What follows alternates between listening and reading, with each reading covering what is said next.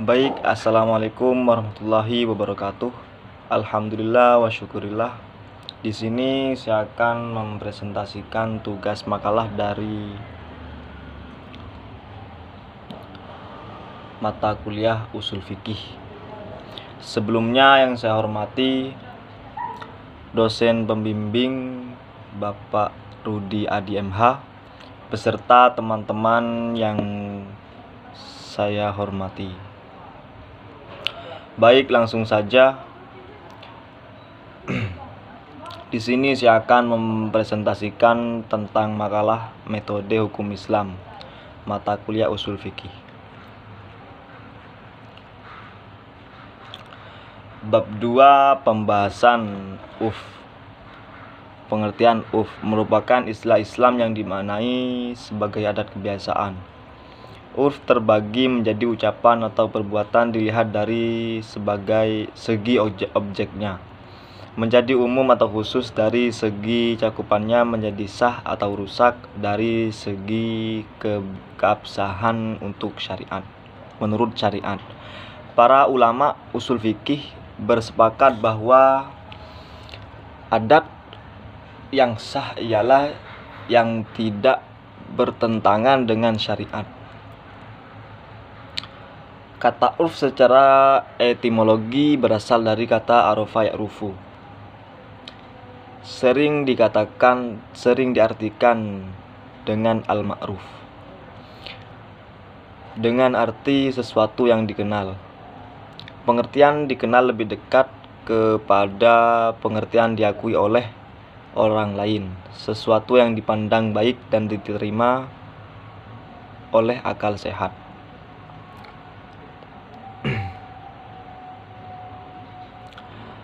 Sedangkan kata urf secara terminologi, seperti yang dikemukakan oleh Abdul Karim Zaidah, berarti kebiasaan dan sesuatu yang tidak asing lagi bagi suatu masyarakat karena telah menjadi kebiasaan dan menyatu dengan kehidupan mereka baik berupa perbuatan atau perkataan.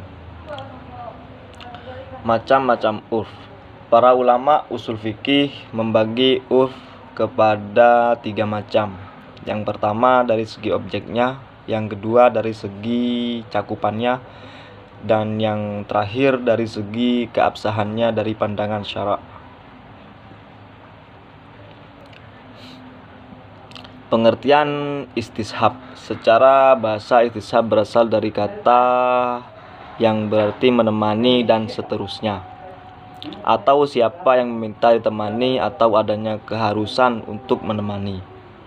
Menurut Kamus Al-Munawwir, yang berarti menuntut kebersamaan atau terus-menerus bersama. Dalam kitab Al-Misbah Al-Munir diartikan segala sesuatu yang menetapkan sesuatu maka ia menemaninya. Secara istilah, memberlakukan ketetapan sesuatu yang sudah tetap atau meniadakan ketetapan sesuatu yang tidak tetap. Sumber hukum istishab. Dalil dari Al-Quran. Yang pertama, Quran surat Al-Baqarah ayat 29, yang artinya dialah Allah yang menjadikan segala yang ada di bumi untuk kamu, dan Dia berkehendak menciptakan langit lalu dijadikannya 7 langit, dan Dia maha mengetahui segala sesuatu. Yang kedua, Quran surat Al-A'raf ayat 32.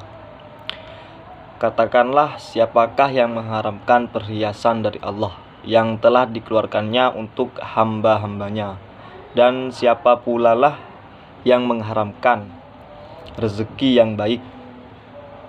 Katakanlah, semuanya itu disediakan bagi orang-orang yang beriman dalam kehidupan dunia, khusus di hari kiamat.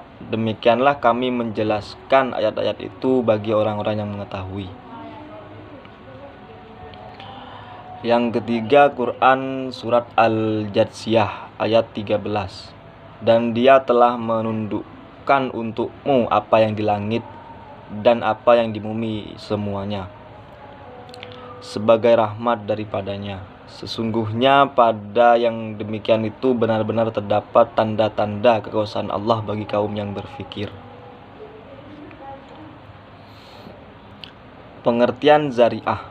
Secara bahasa, kata sad berarti menutup dan al-zari'ah berarti wasilah atau jalan ke suatu tujuan. Dengan demikian, sad az-zari'ah berarti menutup jalan yang mencapai kepada tujuan. Dalam kajian usul fikih sebagaimana dikemukakan oleh Abdul Karim Zaidah, sad az-zariyah adalah menutup jalan yang membawa kebinasaan atau kejahatan.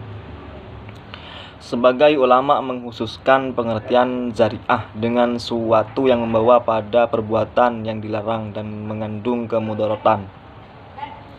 Akan tetapi pendapat tersebut ditentang oleh para ulama usul lainnya, diantaranya Ibnu Khatim al-Jauziyah yang menyatakan bahwa zari'ah itu hanya menyangkut sesuatu yang dilarang, tetapi ada juga yang diajukan dengan demikian. Lebih tepat kalau az-zari'ah yang dilarang fikih. Pengertian zat zari'ah menurut Imam Asy-Syatibi adalah melaksanakan suatu pekerjaan yang semula mengandung kemasalahan. Dari pengertian tersebut dapat diketahui bahwa zat az-zari'ah adalah perbuatan yang dilakukan seorang yang sebelumnya mengandung kemaslahatan tetapi berakhir dengan suatu kerusakan.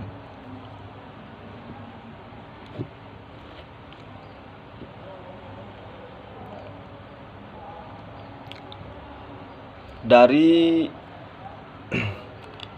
segi al-bait, motif pelaku, al-bait adalah motif yang mendorong pelaku untuk melakukan suatu perbuatan, baik motifnya menimbulkan suatu yang dibenarkan maupun yang dilarang. Pada zari'ah semata-mata pertimbangan niat pelaku saja tidak dapat dijadikan dasar untuk memberikan ketentuan hukum batalnya suatu transaksi. Dari segi maslahah dan mafsadah yang ditimbulkan, jika dampak yang ditimbulkan oleh rentetan suatu perbuatan adalah kemaslahatan, maka perbuatan tersebut diperintahkan sesuai dengan kadar kemaslahatannya, dalam kurung wajib atau sunnah.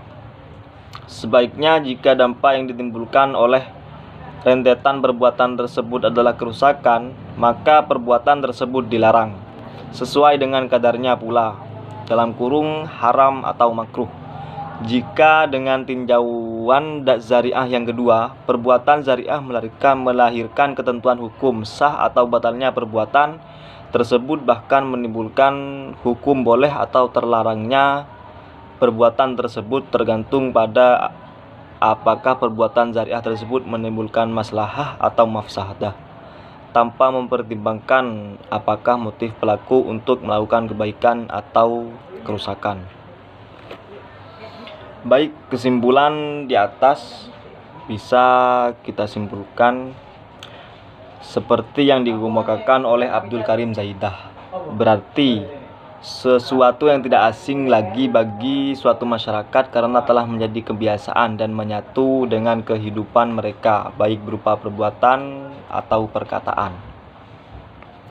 Sebagian ulama mengkhususkan pengertian zari'ah dengan suatu yang membawa pada perbuatan yang dilarang dan mengandung kemudaratan. Akan tetapi pendapat tersebut ditentang oleh para ulama usul lainnya, diantaranya Ibnu Khatim al-Jauziyah yang menyatakan bahwa zari'ah itu tidak hanya menyangkut sesuatu yang dilarang, tetapi ada juga yang dianjurkan. Mungkin cukup sekian materi dari saya. Apabila ada salah kata, saya mohon maaf sebesar-besarnya. Wabillahi taufiq wal hidayah. Wassalamualaikum warahmatullahi wabarakatuh.